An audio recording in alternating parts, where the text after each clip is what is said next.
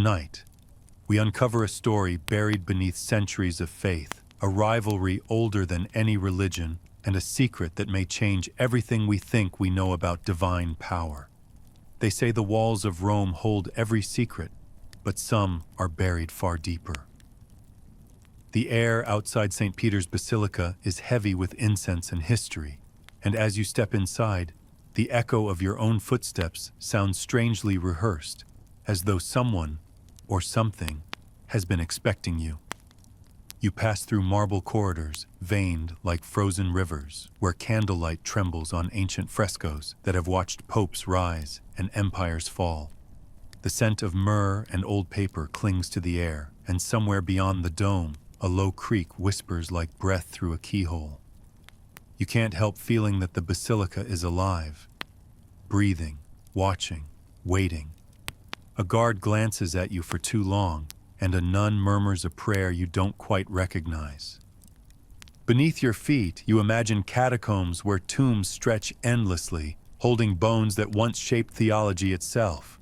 It's there, they say, that something entered the Vatican long ago, something the Church never admitted, not even in its darkest councils.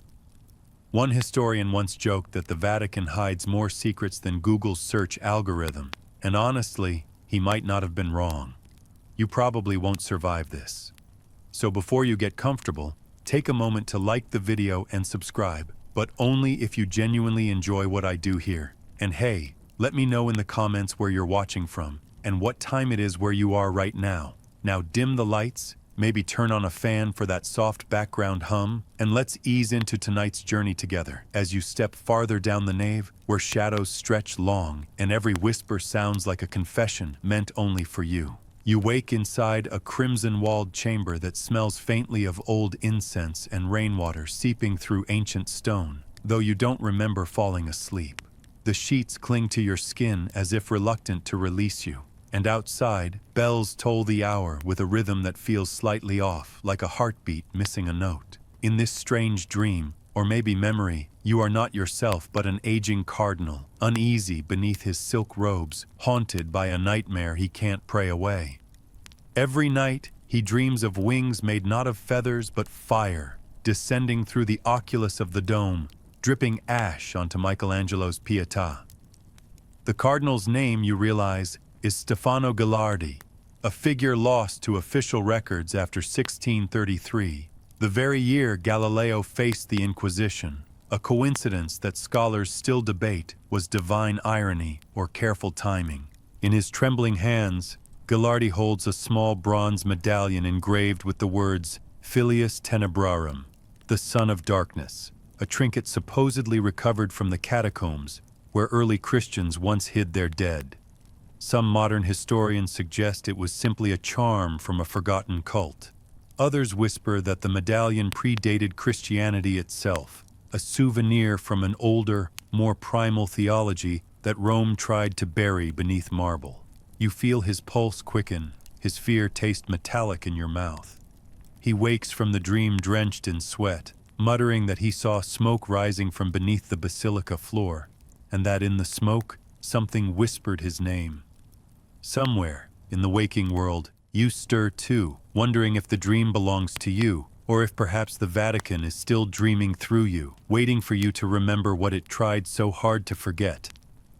The next night, you descend into the Vatican's underbelly, guided by a guard who doesn't speak and whose torchlight quivers like a heartbeat on the walls. Down here, the polished grandeur of the basilica dissolves into rough stone and dripping vaults that smell of dust, candle wax, and centuries of whispered prayers. The deeper you go, the more the air feels charged, as if you've stepped into the lungs of something ancient and alive. Beneath St. Peter's lies a network of tunnels the Church calls the necropolis, where emperors once buried their rivals and popes buried their sins. You reach a narrow door, reinforced with brass and sealed by a lock older than most nations, its keyhole shaped like a cross turned upside down. They say this door hasn't been opened since 1857, when Pope Pius IX ordered it sealed after the discovery of a chamber not of holy origin. Official records call it a storage vault. Unofficially, it's known as the Porta Nigra, the Black Gate. Some modern theologians argue that the story's pure fiction, born from 19th century paranoia, but others point to an obscure footnote in Vatican inventory logs that mentions a relic of infernal resonance. You can't help smirking. Infernal resonance sounds like a heavy metal album, but still, your pulse stumbles as you touch the lock. The metal is warm, unnaturally so, as if remembering the hands that forged it. Somewhere behind the door, you hear a faint scraping, the sound of something shifting after centuries of sleep. You recall Cardinal Gallardi's nightmare, the smoke, the whisper, the fire-winged shape, and suddenly, it doesn't feel like a dream at all. The silence deepens. The lock breathes. And as the torch flickers out, you realize the Vatican didn't build this place to protect its treasures. It built it to keep something else in. You stand before a fresco whose colors have outlived empires, a mural hidden behind a velvet curtain deep inside the Apostolic Palace, where the air smells of oil paint, beeswax, and forgotten candles. The image shows Pope Alexander VI, born Rodrigo Borgia, seated beneath a banner of gold and crimson, his jeweled hand resting on a scroll so darkly shaded it almost looks burned. You move closer, tracing the faint Latin beneath the pigment, words that historians translate as concordia in tenebris, agreement in darkness. It is said that in the year 1494, as the armies of Charles VIII of France thundered south toward Rome, the Vatican trembled, not just from fear of invasion, but from something that had already crept inside. The Renaissance, for all its marble beauty, was a time of blood-slick politics. Every saint statue had a spy behind it, and every sermon carried an echo of strategy. Borgia's papacy was infamous for corruption, but even his rivals whispered that one particular night went beyond sin and into something older. According to one dusty Jesuit chronicle, never approved for publication, Alexander convened a council of 6 alchemists, 2 astrologers, and 1 condemned friar to perform what was described as a negotiation with the unseen. Officially, it was meant to protect Rome from French cannons. Unofficially, it was rumored to guarantee the Pope a victory that heaven itself refused to grant. You imagine the candlelight trembling on those marble floors, the flicker reflected in gold thread vestments, the way each man tried not to meet the other's eyes. Somewhere outside, thunder rolled, and rain clawed at the Vatican windows like desperate fingers. Inside, a chalice filled not with wine, but with black ink was lifted toward the fresco of Saint Michael, and a voice, no one could later agree whose, recited words that made the torches bend inward, as if the air itself bowed. They said the pact required a relic, something already tainted, and that Borgia provided it, a fragment of parchment believed to contain the original handwriting of Judas Iscariot, preserved from a first-century ossuary discovered near Antioch. Scholars today dismiss this as pure legend, a theatrical flourish from anti-papal propagandists, but the Vatican inventory lists a Judean vellum, origin uncertain, stored in the treasury from 1493 to 1494 and never seen again. The mainstream fact remains that the French army, inexplicably, halted before Rome without battle, turning north again within weeks, an event every historian records as political coincidence. Yet the quirky detail that keeps resurfacing is that the Sistine Chapel's temperature reportedly dropped so sharply that wax froze on its own candlesticks that same night, recorded in the diary of the papal steward who complained of breath-like winter smoke in July. Whether coincidence or curse, the Vatican celebrated its deliverance with processions and trumpets, while Alexander VI remained secluded for 9 days, emerging pale and trembling. One chronicler claimed he would not look directly at the crucifix, muttering that it looked back at him with unfamiliar eyes. You picture the room where the pact was supposedly sealed, a narrow chapel beneath the palace, long since walled off and marked as structurally unstable.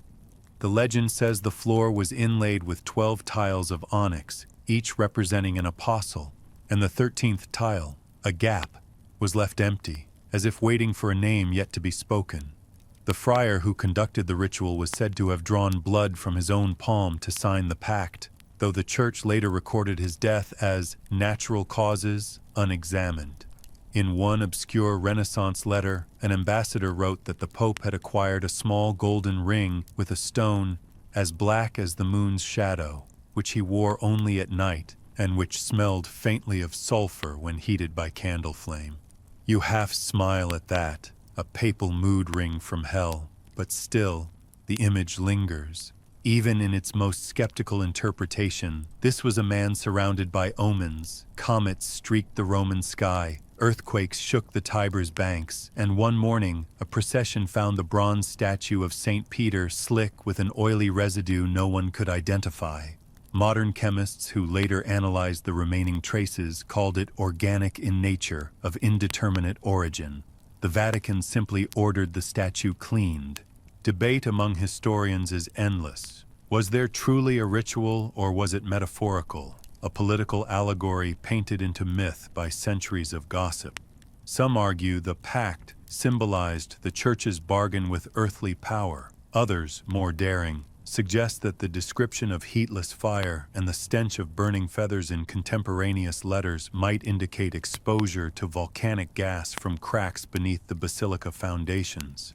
And yet, the persistent rumor of a missing relic, the Judean vellum, refuses to fade. A few fringe researchers insist the parchment surfaced again in 1799, when French troops under Napoleon looted the Vatican archives.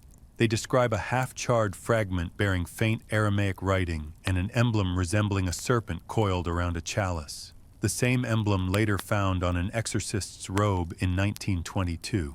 Coincidence, perhaps, but history has an inconvenient way of looping back on itself. As you trace the fresco's edges, you notice the paint near the scroll seems newer, retouched, as though someone wanted to preserve the shadow rather than erase it. A whisper of intuition tells you that maybe the Vatican's greatest art restorations aren't just about beauty, they're about containment. You step back and feel the hum of the city outside, Rome's mopeds, distant laughter, the heartbeat of a modern world that has forgotten how thin the veil once was.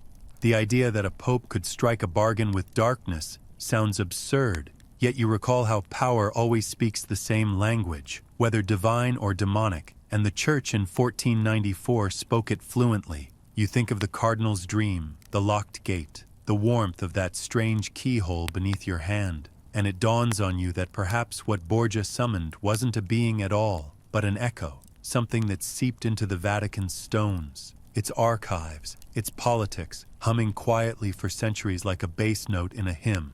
You almost laugh at yourself for thinking it. Then the lights overhead flicker, and a cold draft snakes across your neck, carrying the faintest scent of sulfur and roses. You remember reading once that Alexander VI's personal motto was Semper ad majora, always toward greater things. It's carved above one of the palace doors, though the final word, majora, was partially chipped away during a 17th century renovation. Some restorers swore that the missing piece revealed a different word beneath, scratched faintly into the plaster. Inferna. The Vatican denies it, of course. Official statements call it a misinterpretation of where. Still, when you glance at the fresco again, the shadow around the scroll seems to pulse, almost imperceptibly, as if breathing in sync with the quiet of the chapel. You tell yourself it's just candlelight. You always tell yourself that. But the sound rising from the marble, the faint, rhythmic knock, like someone drumming fingertips from beneath, makes your stomach tighten. You step closer, press your ear to the wall, and hear what might be Latin whispered backward. Then silence, thick and absolute. Back upstairs, the corridors glow with artificial light, tourists chatter, and the present rushes back like daylight flooding a dream. Yet you feel it still, the pact, the relic, the echo of that vow signed in smoke. The mainstream record will tell you that Alexander VI died of malaria in 1503. The less mainstream version, found in a sealed letter from his physician, claims the body turned black within hours, as though burnt from within, and that his tongue had left an imprint on his teeth shaped like a serpent's coil. Skeptics call it myth-making, Believers call it proof. You simply file it away, the way you've learned to do with everything in this labyrinth of faith and fear. And as you leave the palace, the bells of St. Peter's begin to ring again, too slowly, too heavily, as if tolling not for the dead, but for a promise that was never truly broken. The night air tastes metallic. The city sleeps above its own secret heartbeat, and the Vatican's dome glows faintly against the stars, gold on the outside, shadow within, as though still honoring the contract that once kept heaven and hell in uneasy balance. You stand in the middle of St. Peter's Square, beneath a bruised Roman sky, the air swollen with thunder, the scent of rain and stone pressing against your chest like a slow heartbeat.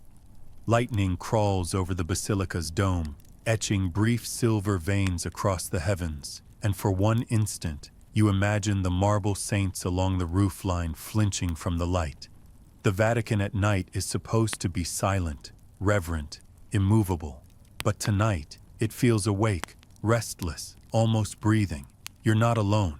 The few guards left on duty exchange uneasy glances as the wind begins to swirl in tight circles, tugging at cassocks and lantern flames. You remember the old chronicle that spoke of this exact hour, an event never formally recorded, yet mentioned in hundreds of whispered letters. The night the marble screamed. It was said to have happened once before, on the eve of the French withdrawal in 1494, when the statues inside the basilica cried out in voices of stone and blood. The official record was destroyed, of course, replaced by minor structural vibration caused by thunder. But one clerk had scribbled a marginal note beside that line. Vibration does not bleed. He was dismissed the next day, found weeks later wandering the Appian Way, still whispering that he heard angels grinding their teeth. Tonight, the air tastes of metal and candle soot, and deep inside the basilica, something begins to echo, a low groan that doesn't belong to wind or thunder, but to the stone itself. Like an enormous door being forced open after centuries of silence. You step forward, your shoes clattering softly across the slick cobblestones, and feel the vibration crawl through the ground into your bones. Inside, the great nave glows with candlelight, trembling in drafts that come from nowhere. Tourists left long ago, leaving only you, a few night custodians, and the endless rows of marble apostles watching from their niches. Then the sound deepens, the statues tremble, a whisper slides through the air like a sigh made of dust. You swear you hear words, Latin, maybe Greek, maybe something older, unfolding from every wall. It's the foundation settling, says a guard, trying to sound casual, though his torch hand shakes so badly you see the beam stutter. Another guard murmurs a prayer, fumbling the beads of his rosary, but the prayer seems to fall back into his mouth. The vibration becomes a pitch, a ringing so pure it cuts through thought, and suddenly you understand why witnesses once said the marble screamed. It's not a voice you hear, but 1,000 trapped within the stone, every confession ever whispered in this church grinding against eternity. You press your palms to your ears, but feel it through your skin, your blood, your breath. Somewhere in the dark, a statue's head cracks clean off, rolling across the floor with the hollow clatter of bone. There's an official explanation for everything. The Vatican is excellent at those. The mainstream historians will tell you that seismic tremors sometimes cause acoustic illusions, that the marble's vibration can produce frequencies mistaken for voices, that temperature shifts make even statues moan, and yet, one document sealed in the Archivum Secretum, dated 1783, describes an incident of animated resonance, during which figures of apostles appeared to issue lamentations and cries for absolution. The priest who wrote it was reassigned to rural Poland within a week. You try to steady your breathing, telling yourself it's wind, just wind.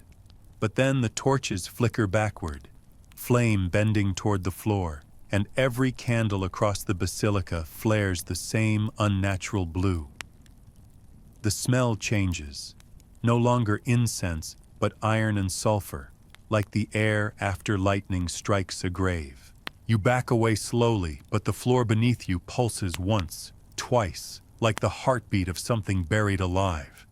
A carved cherub on a nearby column splits down the center, its face folding open, eyes hollow and mouth stretched wide as if in mid-cry. You remember the legend of the 1494 Pact and realize the fresco above the altar depicts that very Pope, Alexander VI, raising his hand toward heaven. Only now, under this light, his painted eyes look down. It's easy to think you're imagining it, that exhaustion and superstition have joined hands. But one of the custodians gasps, points upward, and you follow his gaze to the dome where streaks of red run like tears from the fresco of Christ. Paint shouldn't move, but it does, curling down the walls like warm wax. The echo builds again, screaming marble, groaning saints, voices layered like choirs in reverse. You think of the Jesuit scholar mentioned in Section 6's old notes, the one who spoke to shadows. Maybe he wasn't speaking to them. Maybe he was answering. The air grows heavy. Your lungs tighten. You try to speak, but your words stick to your tongue as if language itself is being rewritten around you. The guard who was praying suddenly laughs, a dry, desperate sound. "It's just pressure," he says, but then he coughs, and black dust spills from his mouth. He drops the rosary. The beads scatter, each one striking the marble with the sound of dripping water. And then, as suddenly as it began, silence. Not peace, not relief. Silence like the world exhaling after holding its breath too long. The candles return to yellow. The statue stands still again, cracks vanishing as though swallowed by the stone. You stagger forward to the altar and find the floor beneath the crucifix warm, faintly trembling, like something sleeping just below. You kneel, more from instinct than faith, and press your fingers to the marble. It pulses once more, gently this time, almost playful, as though acknowledging your presence. Somewhere in the distance, thunder rolls again, but fainter, retreating.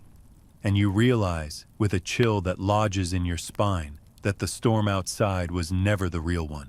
The real storm is beneath your knees, trapped inside the Vatican's bones, waiting for the next night when belief wavers enough to let it breathe again. You rise slowly, your reflection trembling on the polished altar. A bronze cherub holds a bowl of holy water nearby, and when you dip your fingers into it, the surface ripples outward as if touched from below. A single bubble rises, pops, releasing a scent like burnt roses and something sweetly rotten. You glance toward the door, but the guards are gone. The basilica stands empty, except for the sound of rain tapping on the great doors. You think about calling out, but your voice feels too small for this space. Then you notice faint scratches on the nearest column, arranged in neat, deliberate lines. Tally marks, hundreds of them, carved deep into the marble. You count 10 sets of 13. Beneath them, 2 words etched in Latin, "Nos audivimus," we heard. You back away, heart pounding, and step into the square just as the rain begins to fall. The lightning has vanished. The sky is calm again. The statues above the colonnade gaze down impassively, saints frozen in eternal vigilance. You tell yourself none of it was real, that marble doesn't scream and frescoes don't bleed. Yet as you cross the piazza, you hear a soft hum behind you, a vibration in the soles of your feet, like distant music rising through the earth. You turn once, just once, and swear you see a faint shimmer of heat above the dome, as though something beneath the basilica is breathing out through the stone, testing the air, reminding you that pacts made in darkness are never truly broken. And though you leave the Vatican that night drenched and trembling, part of you knows that the marble hasn't stopped screaming. It has only learned to whisper. The next evening finds you inside the Vatican Library, where the air is thick with the perfume of parchment and age, and the silence feels curated, designed not to comfort, but to test. The Libreria Apostolica Vaticana is beautiful in the way an ancient serpent is beautiful, patient, scaled with dust and secrets, every bookshelf another rib in a sleeping beast. You move through aisles of Latin manuscripts that smell faintly of candle smoke and despair, following a name you found scribbled in the margin of a forbidden chronicle. Father Matteo Salviani, a Jesuit whose existence the Vatican officially denies. His name appears only twice in church records, both times struck through with red ink, and the accompanying note reads simply, "De silentio preceptum est," silence has been commanded. You find him anyway. His diaries, bound in cracked oxblood leather, are kept in a locked drawer mislabeled botany, miscellaneous. The irony is exquisite. You break the wax seal, lift the cover, and the smell that escapes isn't mildew or ink. It's something metallic, faintly electric, like the moment before a storm. Salviani writes in elegant Latin that flows like confession. "I have heard the voices again tonight. They sing beneath the chapel floor, not of heaven, but of hunger." It began, he claims, in 1627, when a storage chamber beneath the Sistine Chapel was opened to investigate recurring noises of indeterminate nature. Salviani, a brilliant linguist and amateur exorcist, was sent to transcribe whatever was found. What he heard, he insisted, were not sounds, but syllables, fragments of a language he couldn't identify, but which seemed to understand him. He called it the other choir. His colleagues accused him of exhaustion, but the Pope's confessor ordered him to continue, convinced that deciphering the sounds might reveal an angelic dialect preceding Eden.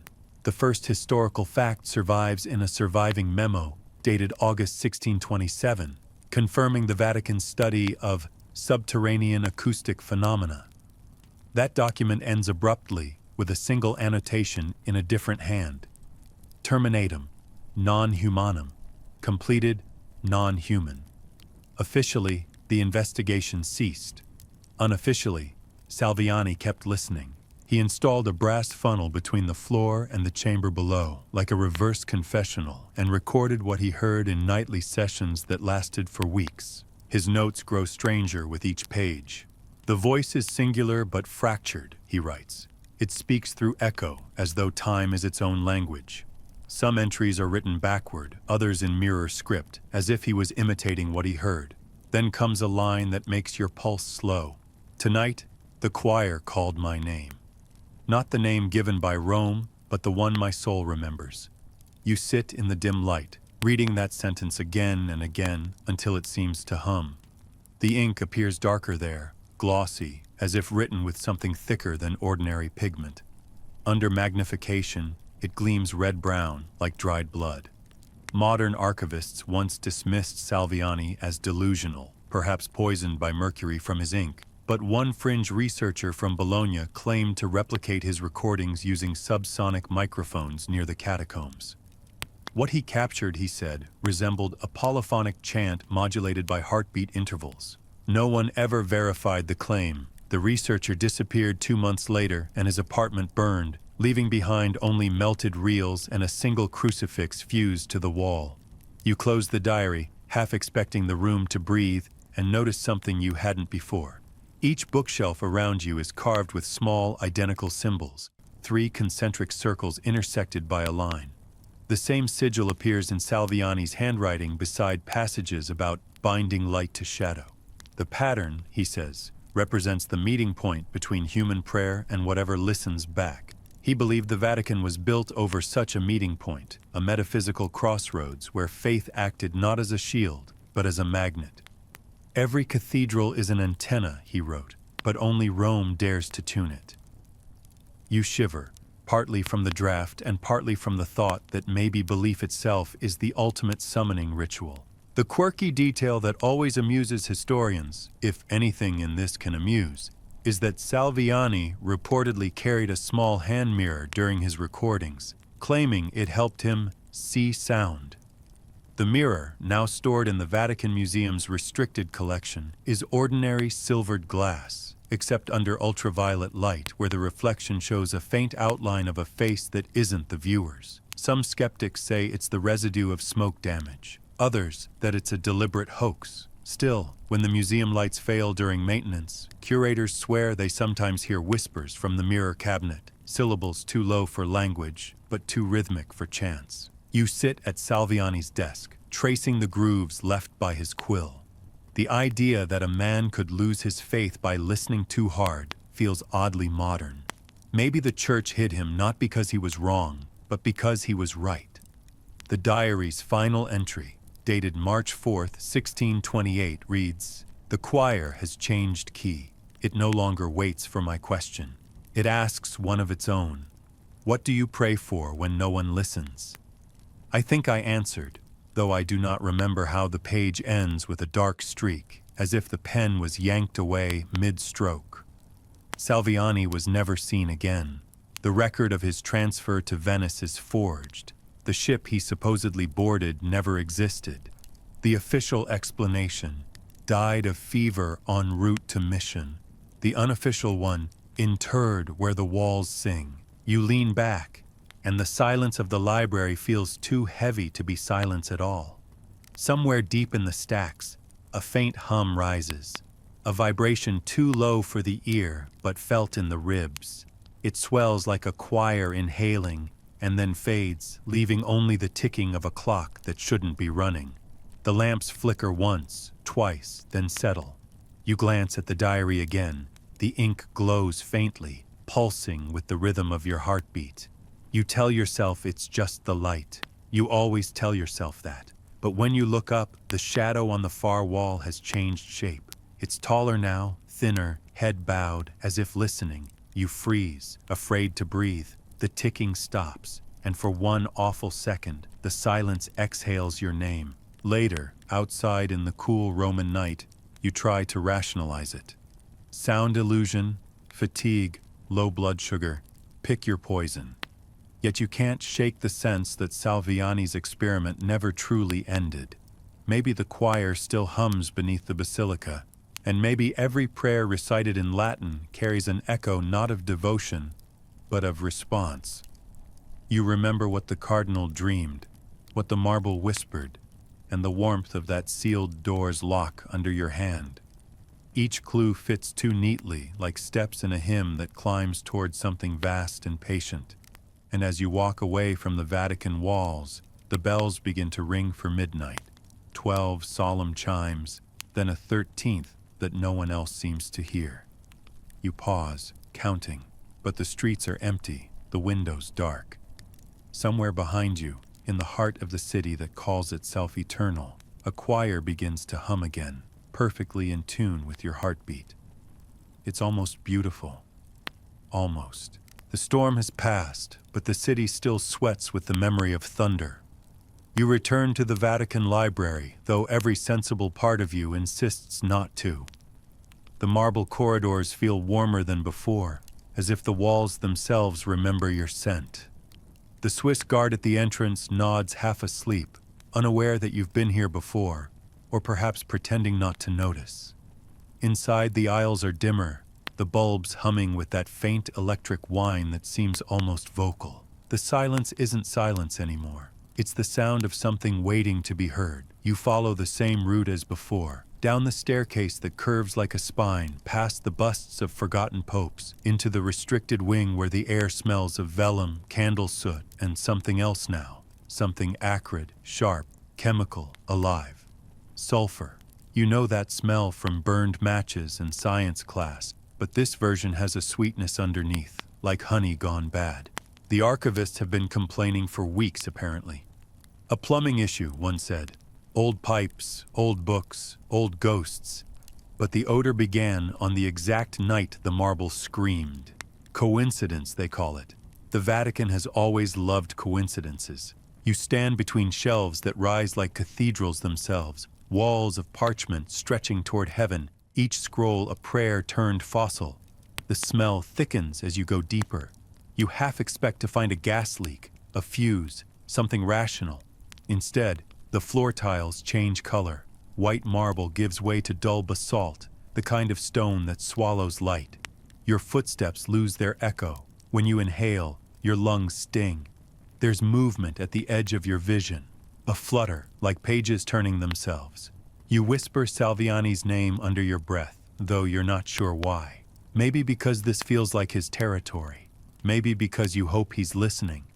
The library exhales a slow breath of warm air that smells unmistakably of brimstone, and somewhere deep within the stacks, something shifts with the sound of dragging parchment. You reach the end of the corridor, where a single glass door bears the Latin inscription Index Interdictus, the forbidden index. The keyhole is shaped like a sunburst, but the rays are inverted, pointing inward. You shouldn't have the key, but somehow you do. It's the same one that opened the catacomb lock. Though you never took it with you, you fit it in and turn.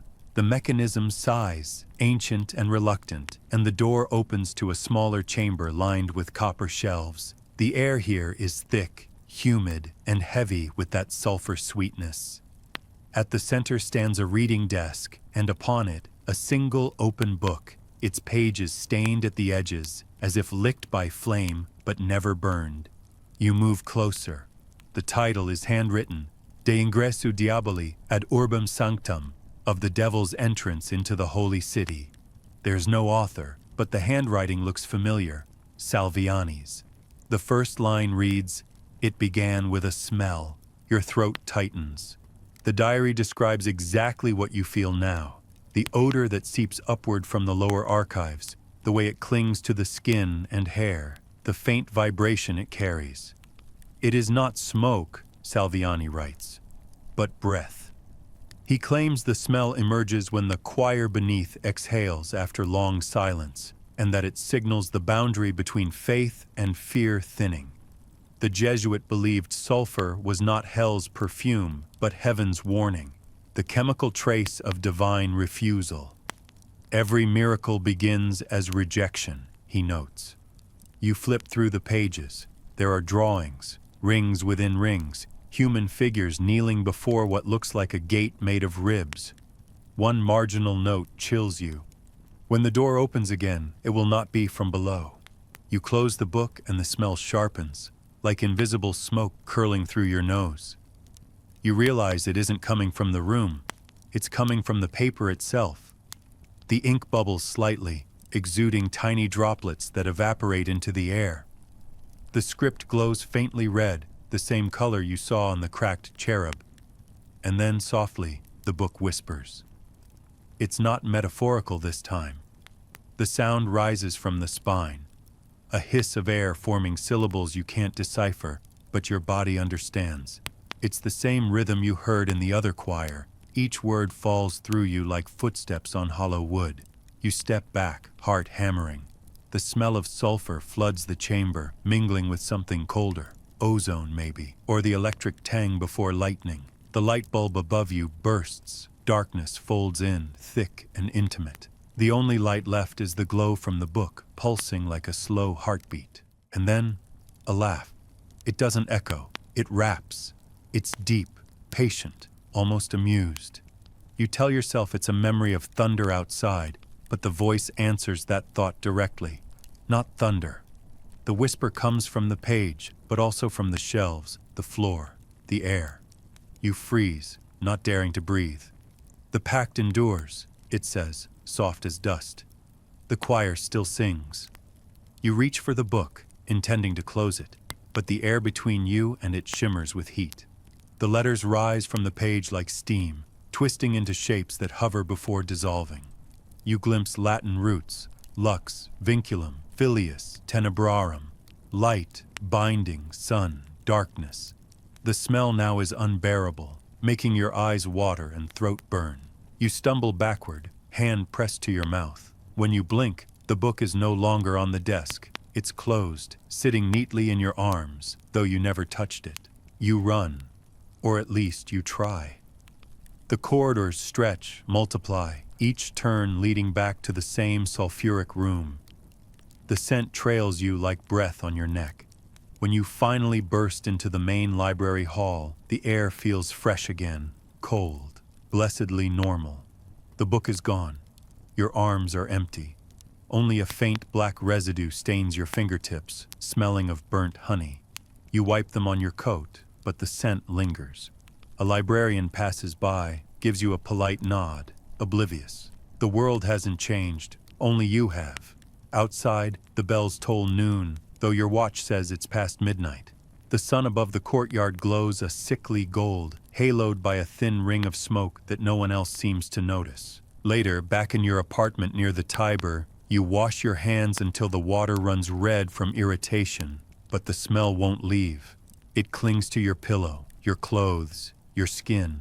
You try sleeping, but every time your eyes close, you hear the whisper of pages turning themselves and a voice murmuring in Latin, "Redite ad pactum," return to the pact. When you wake, your apartment feels colder, though the radiators hiss. On the window glass, traced in condensation, is a small sunburst symbol. The same inverted rays you saw on the door of the forbidden index. You wipe it away, but it reforms within seconds, pulsing faintly as though written from the other side. You think of calling someone, anyone. But who do you call about a smell? About a symbol that shouldn't exist? So instead, you sit there, staring at the fog outside, counting the seconds between church bells. When you reach 13, the sulfur scent blooms again, this time sweetened with something floral. Lilac, maybe. You realize you've been holding your breath for too long, and when you finally exhale, the glass fogs into Latin words you can't stop yourself from reading aloud. The sound tastes of ashes and honey. The next day, Vatican officials quietly close the restricted wing for fumigation. You watch from a distance, blending in with the tourists. Workers wheel out sealed crates marked Archivum Secretissimum, escorted by men in plain suits who wear gloves too clean for labor. A priest overseeing the process catches your eye and shakes his head once.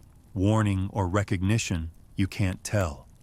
The air smells normal again, almost sterile, yet beneath it you catch a faint sweetness, like something buried just under the surface. A scholar nearby comments idly that sulfur once symbolized purification, not damnation. You almost laugh. Maybe the Vatican believes it's cleaning something, when really, it's feeding it. As the last crate disappears into the truck, the breeze shifts, carrying one final thread of that scent. It curls through the square, up past the dome, and vanishes into the clouds, leaving behind only silence and the uneasy certainty that the choir below has begun to breathe again. The Vatican doesn't schedule exorcisms, it buries them. You learn this the hard way on a wet Roman morning when the sky hangs low and bruised, the cobblestones slick with rain, and every bell in the city seems a few seconds out of sync, like echoes arguing over time. A contact in the Curia, who insists on being called only Giovanni, slips you an address scrawled on the back of a confessional pamphlet. Via dei Corridori, 27, a building officially owned by the Office of Ecclesiastical Maintenance. The euphemism alone tells you it's trouble. You follow the narrow street until you reach a heavy oak door scarred with burn marks that have been sanded but never quite erased. The air here feels wrong, thick with static, and that familiar sweet tang of sulfur rides the mist. You knock. No one answers, but the latch gives beneath your hand as if waiting for you. Inside, the world changes temperature. The air is cooler, the walls bare, and the corridor ahead glows faintly with candlelight. You hear Latin murmured in rhythm, not chanted but pleaded. The hallway leads to a small chapel stripped of ornament. No gilded crucifixes, no icons, just raw plaster and a single wooden chair bound in iron bands. Seated there is a priest, mid-30s, gaunt and hollow-eyed, his cassock clinging damp to his skin. Two monks stand nearby holding a book and a bucket of water that smells faintly of ozone, not sanctity. You realize, too late, that the voice you heard isn't coming from the priest, it's coming from the room itself. The Latin phrases spill from the walls like air escaping through cracks. The monks ignore you. The one holding the book, an old copy of the Rituale Romanum, turns a page without looking up. The other dips his fingers into the bucket, flicks the water toward the chair. Each drop hisses as it lands, releasing tiny curls of white steam. The man in the chair groans, not in pain, but in recognition, like someone remembering a dream. Then, a voice from nowhere, clear, low, feminine, says in Latin, "Petrus me reliquet." Peter abandoned me. It's not the kind of line you forget. The monks freeze. One begins to pray faster, words tumbling into gibberish. The smell of sulfur blooms again, stronger this time, edged with something floral, lilac the same as the night before. You feel the floor tremble, subtle but definite, a heartbeat pulsing through stone. You glance at the priest's eyes and realize they're not focused on anything in the room. He's looking past you, at something only he can see. Giovanni had told you the story before he vanished. In 1972, a Vatican seminarian named Paolo Marchesi volunteered to assist in an exorcism that the church refused to acknowledge. The possessed was described only as a voice without vessel. The ritual lasted 3 nights. Witnesses claimed Paolo spoke languages he'd never studied, his voice overlapping with itself in 3 tones at once. When it ended, he collapsed and never woke, but his body kept breathing. Doctors couldn't explain it. For 50 years, they've kept him alive in secret, calling it ongoing observation. This, you realize, is Paolo. The younger monk suddenly slams the book shut and shouts something, "Non finitum est!" It is not finished. The candles flare blue. Every window in the chapel shatters inward at once, though there's no wind. The crucifix above the doorway creaks, twisting slightly on its nail. You back toward the corridor, heart hammering, but the air itself resists movement like walking through syrup. The priest's lips move. A new voice emerges, not his own, carrying that awful mixture of humor and grief you've heard before in old confessions. He was the first, it says, the first to listen. Paolo's head tilts. Now you listen. The walls groan, that same sound of marble screaming but compressed, smaller, more intimate. The iron chair scrapes forward a few inches. The monks are praying again, louder now, shouting the name of every saint they can recall. The Latin twists, the syllables reverse, and you realize it's no longer prayer but reply. Each word lands heavy, thick, alive. The candles go out. You can still see somehow, as if the room glows from within its own skin. Then comes the sound of water boiling. The holy water, you think. But when you look, the bucket is frozen solid. Steam curls backward, sinking to the floor. The air pressure drops until your ears ring. Paolo, or whatever's using him, whispers again, softer, almost tender. You smell it, don't you? And yes, you do. Sulfur and roses. The Vatican's 2 favorite disguises. He smiles, just a little. The pact was never sealed with ink. One of the monks faints. The other keeps praying through tears. The voice chuckles, dry and papery. Still trying, it says. They never learn. It's not possession. It's permission. The candles relight themselves. Paolo's body relaxes, slumping forward, breathing slow and even. For a heartbeat, you think it's over. Then his shadow moves the wrong way, stretching against the wall, rising until it touches the ceiling, where it splits like a tree branch. When the monks see it, one drops to his knees. The other runs.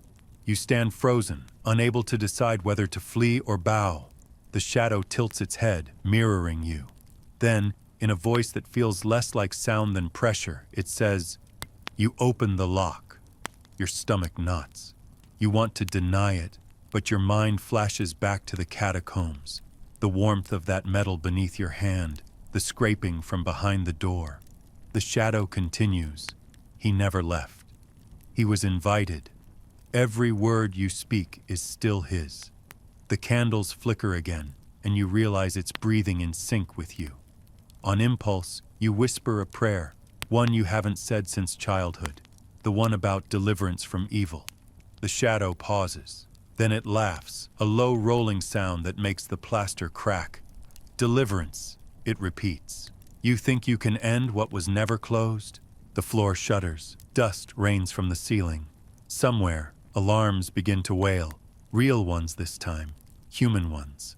The shadow retracts like smoke sucked back into a flame, and Paolo collapses completely, head lolling to the side. You rush forward without thinking, fingers on his neck. A pulse. Faint, but there. His lips move one final time. Recordare pactum. Remember the pact. Then he exhales, and the room goes still. You back away slowly, stepping over shards of glass. The monks are gone. Outside, the sky looks washed clean, absurdly blue, as though nothing unnatural ever happened. A group of tourists passes, laughing, selfie sticks pointed upward toward the dome, oblivious. You catch your reflection in the brass door and barely recognize the eyes staring back. That night, you dream of corridors filled with singing. Not the eerie hum of Salviani's choir, but full orchestration. Voices, strings, something vast and mechanical. In the dream, you're walking through water that reflects the stars of a sky you've never seen. At the end of the hall stands Paolo's chair, empty now, and beside it, a single black candle burning without flame, its wax rising instead of falling. The smoke curls upward and writes words across the ceiling in red light. Non finitum est. You wake gasping, the smell of sulfur thick in the room. The candle on your desk, the one you swear you didn't light, has melted in reverse, wax hardened into an impossible spiral. Your phone buzzes. A message from an unknown number, a single Latin phrase. Perseverat. It continues. In the days that follow, Rome feels subtly altered. Bells ring at odd hours.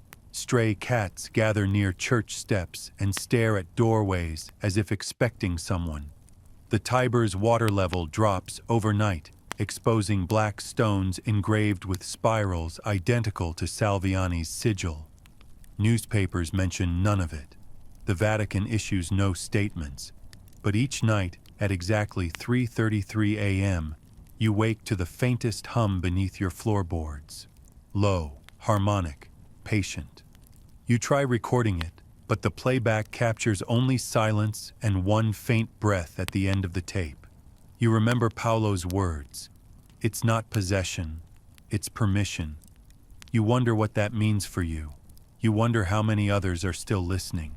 A week later, Giovanni's body is found in the Tiber, face down, pockets filled with rosaries. The police call it suicide. The Vatican calls it unfortunate. You call it confirmation. You attend the funeral in silence, surrounded by men who cross themselves too quickly. During the final blessing, a gust of wind blows through the chapel, snuffing out every candle except one, the tallest, blackened at the wick, smelling faintly of lilac. No one else seems to notice. As you leave, the priest officiating grabs your arm and whispers, "Stop reading." His breath smells of smoke and honey. You ask who he is, but he's already walking away, blending into the procession of mourners. You glance back once at the altar and see that the remaining candle burns with a flame that leans downward, defying gravity. You smile despite yourself. You've seen stranger things. Back home, you open your notebook and begin writing everything. The door, the choir, the pact, Paolo's voice. Each word a defense against forgetting. Yet the smell returns the moment the pen touches paper. You push through it. Somewhere outside, thunder rumbles again, though the forecast promised clear skies. Your lights flicker. The hum rises from the floor, and the ink in your pen turns red without explanation. You keep writing because silence is worse. Because if you stop, maybe the choir will fill the gap. And deep in your bones, you already know the truth Salviani learned centuries ago. An exorcism is never about driving something out. It's about convincing it to stay quiet. And tonight, as the sulfur thickens and the air begins to vibrate, you understand what Paolo meant. The ritual never ended, because the Vatican isn't haunted by the devil. It's employed him. Rome, October 1978. The Vatican hums with grief, or so the newspapers say. Pope John Paul I has died after only 33 days on the throne of St. Peter. His death officially ruled natural causes. But you're not reading the headlines. You're reading a police report, photocopied and smuggled to you by a former gendarme who resigned the same week the Pope was buried. It describes a small object found in the papal chambers, a candle, jet black, unlit but still warm to the touch, discovered in a brass holder on the bedside table. No wax strips, no matchsticks, no scent. The report ends with a single Latin note, contra lumen non erat umbra. Against the light, there was no shadow. That's the line that keeps you awake. You look again at the photographs, the sheets folded neatly, the open book of Psalms, the gentle, almost serene expression on the pontiff's face. A heart attack, they said. But hearts don't stop in the shape of prayer. Hearts stop when something reaches through the space between breaths and whispers, now. You trace the history of the candle through rumor and archived gossip. A housekeeper remembers seeing it weeks before the Pope's death, though she swears it burned in reverse, the wax rising instead of melting, the flame pointing downward. No one believed her. The Vatican press office denied the candle's existence entirely, calling it a grotesque invention by fringe writers. But the photograph in your hand, grainy, off-center, says otherwise. The candle was real. The only question is why it was there. You recall the lingering scent of sulfur in the archives, the whispers of the never-ended exorcism, the idea of a pact that threads through centuries like a dark rosary. Maybe the candle wasn't a relic at all. Maybe it was a receipt. To understand the story, you go backward. In the mid-20th century, under Pope Pius XII, the Vatican quietly funded a small research group within the Jesuit order known as the Congregatio Lucis Inversae, the Congregation of Inverted Light. Their goal, at least officially, was to study miraculous optical phenomena, but internal letters tell a different story. They were looking for patterns in relics that emitted light without fire, stones, oils, even bones that glowed under certain conditions. A Jesuit scientist named Father Heinrich Vogel theorized that holy radiance and infernal luminescence might share a common origin, two ends of the same spectrum. If heaven speaks in gold, he wrote, hell replies in blue. His experiments, carried out beneath St. Peter's in sealed rooms, ended in disaster. Witnesses described the light turning black, like ink swallowing flame, followed by an explosion that left no heat, only frost. Vogel vanished. His notes were destroyed. The congregation was dissolved. Officially, it never existed. Yet in 1978, that black candle reappeared. You visit the building on Borgo Santo Spirito, where the candle was last seen. The office is now a guest house for visiting clergy, its walls whitewashed, its chapel converted into a storage closet. Still, the smell remains, a faint sweetness hidden beneath disinfectant, the ghost of lilac and smoke. You run your hand along the plaster and find a series of shallow grooves forming a circle, barely visible under the paint. When you breathe across them, dust gathers in the air, revealing the same sigil Salviani drew, the three concentric rings, the line through the middle. You laugh quietly, more from fear than humor. The Vatican has repainted its secrets for centuries, but paint doesn't hide scent, and scent doesn't forget. The quirky fact, the one most people overlook, is that Pope John Paul I's personal secretary reported seeing His Holiness praying by candlelight every evening before bed. Yet on the night of his death, no wax residue was found on his desk, only that black taper by the bedside. A fringe historian named Ernesto Galli once claimed the candle belonged to a protective set of 7, distributed across different Vatican offices in 1494, the same year as Borgia's alleged pact. 6 were supposedly sealed beneath the Basilica. The 7th was meant for the Pope himself, to be lit when faith falters and the night begins to speak. If true, that would mean the candle found in 1978 wasn't new. It was the same one. As you pore through Galli's letters, the tone shifts from scholarship to obsession. He writes of light that consumes belief, of dark illumination, and of an ongoing conversation between heaven and hell conducted through reflection. He ends one letter with a single cryptic phrase, "Non omnis lux est bona." Not all light is good. Days later, he disappeared. His flat was found unlocked, his bookshelves empty, and the wax of a half-burned candle hardened into a spiral that climbed the wall like ivy. The police dismissed it as melted plastic.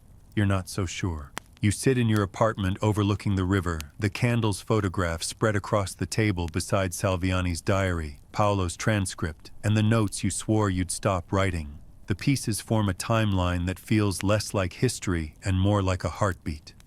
1494, the pact. 1627, the choir. 1978, the candle. Always the same rhythm. Light, voice, death, silence. You pour yourself a drink, the kind that burns just enough to prove you're still here, and stare at the image until the shadows in the photograph seem to shift. For an instant, you think you see movement in the wax, a faint spiral, rising. You blink, it's gone. The power flickers. Your window reflects the glow of the street lamp outside, but something about it looks wrong. The light bends inward, as though the glass is drinking it. Later that night, you dream again. You're in the papal chambers, though the room is larger, endless, walls lined with mirrors.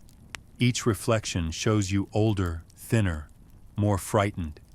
In the center stands a bed, draped in white, and on the bedside table, the black candle burns. Not downward this time, but sideways, its flame reaching for your face.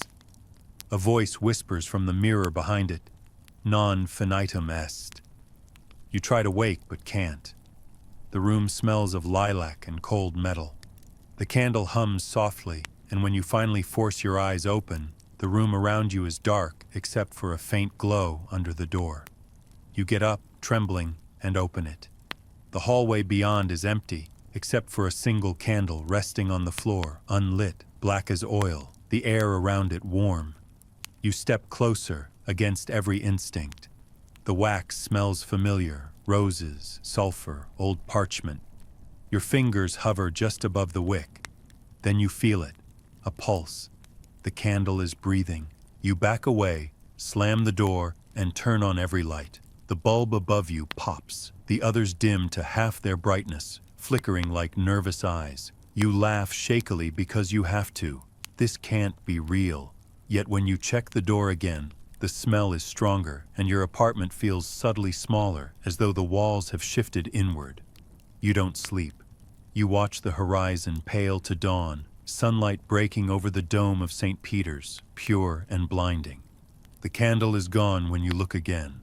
Only a single line remains on the floor where it stood, burned clean into the tile.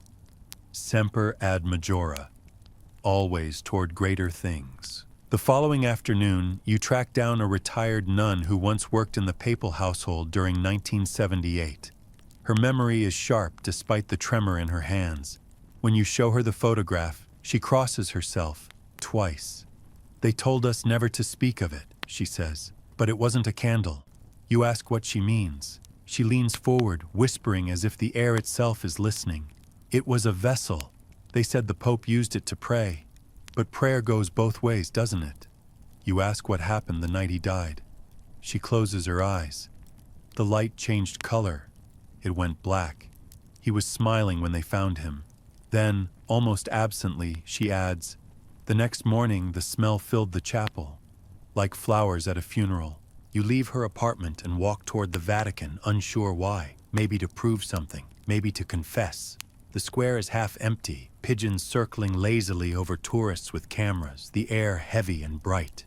You stand at the obelisk and imagine the secret tunnels beneath your feet, the relics, the scrolls, the humming choir. Somewhere below, you know, the pact still breathes. You light a cigarette, your first in years, and the flame bends toward the ground before catching. You laugh softly. "Infernal resonance," you mutter.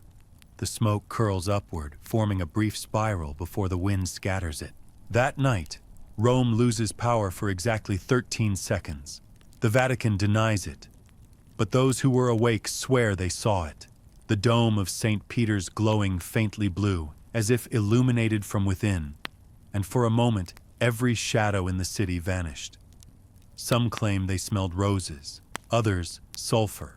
A guard on duty near the archives reports hearing singing, Latin words rising through the floor, "Lux in tenebris vincit." Light conquers darkness, but he swears the tone was wrong, as if darkness was the one doing the singing. You wake to find a new message on your desk, written in your own handwriting. "Non omnis lux est bona." You didn't write it. You know what it means. The candle isn't an object, it's a reminder. The pact was never about summoning the devil. It was about teaching the church how to survive him. And somewhere, beneath the marble floors of the holiest city on earth, the flame still burns, black and silent, waiting for faith to falter once more. You return to the Vatican one final time, though you tell yourself it's only to find closure. Rome glows with that deceptive gold of late afternoon, the kind that hides dust in beauty and makes even decay look holy. You walk the familiar route across St. Peter's Square, past fountains that murmur like drowsy witnesses, past the obelisk whose shadow points straight at the Basilica's heart, as if guiding you to a secret you already know. The crowd moves lazily, oblivious. Tourists laugh, pigeons scatter, and the bells ring with such calm precision that you could almost believe nothing has ever gone wrong here. But you've seen the fractures beneath the marble, the pact, the choir, the exorcism that was really employment, and now even the sunlight feels counterfeit. You step through the basilica doors and the air changes immediately, cooler and thicker, the smell of incense masking something acrid below. You breathe in and think of the sulfur, the roses, the whisper that never stopped. Somewhere beneath your feet, the choir hums again. You descend the stairwell toward the crypt, where saints sleep behind glass and popes rest in gilded silence. The guards don't stop you. Maybe they don't see you at all. Down here, the air tastes metallic, like old coins and prayer. The deeper you go, the more the light fades until it feels like you're walking through the lungs of something vast and dying. Then you see it, the sealed door from your first descent, the Porta Nigra, the black gate, its lock glowing faintly as if alive. You touch it, expecting warmth, but it's cold now, colder than anything human. The metal hums beneath your fingertips. There's no key this time, but the mechanism turns anyway, not with resistance but relief, as if it's been waiting centuries to breathe. The door opens inward with a sigh, revealing a narrow chamber lined in black stone, candles burning with steady blue fire though there's no air to feed them. In the center stands an altar draped in crimson cloth, and upon it an open confessional chair carved from bone-white marble. You don't wonder whose bones. You already know. A voice greets you from the shadows, soft, cultured, tired. You took your time. It's not thunderous, not monstrous, not what you expected. It's the kind of voice that once argued philosophy in Greek and whispered temptation in perfect Latin. You turn, but there's no figure, only a ripple in the candlelight where the air bends. Sit, it says gently. Confession works both ways. You hesitate. The voice chuckles. You've come this far, child of dust. You've earned the courtesy. You sit, because that's what humans do when history calls their name. The marble is cold, even through your clothes. The candles dim slightly, drawing the shadows closer. You've read the records, the voice continues. You know the bargains, the names, the knights of marble and blood. But tell me, what do you think I am? You open your mouth, but no sound comes. The voice answers for you. Wrong. I was never the serpent. I was the mirror. The air ripples again, and from the darkness emerges a faint outline. Neither male nor female, its form built of shifting light and dust, wings that glow faintly not with fire, but memory. Your church summoned me long before it believed in me. Faith creates its own devils. You want to argue, to quote scripture, to recite something that feels safe. Instead, you ask the only question that matters. Why here? The figure smiles, and you realize the shadows aren't absence, but substance. Thick, heavy, alive. Because Rome believes in permanence. And nothing feeds me like denial. It gestures toward the ceiling, as though seeing the world above through layers of stone. They built monuments to silence, thinking marble could muffle consequence. They were wrong. Every saint buried here still sings of the bargain. Every prayer is an echo of that first agreement. You remember the words carved into the pillar, nos audivimus, we heard, and shiver. Was it real then, you ask? The pact of 1494? The laugh that follows is almost kind. Of course it was real, but not in the way you think. They didn't summon me. They invoked themselves. Greed, fear, the hunger to survive. These are my sacraments. They asked for power. I offered reflection. They looked and saw their own faces and called it possession. You feel the weight of centuries pressing down, all the whispered sins, the smoky relics, the black candles that refuse to die. And the choir? You ask softly. The voices Salviani heard? The figure sighs and for the first time sounds almost sad. He thought he was recording me. In truth, he recorded every unconfessed sin that had ever been spoken in these halls. Human guilt is a song that never ends. It only changes key.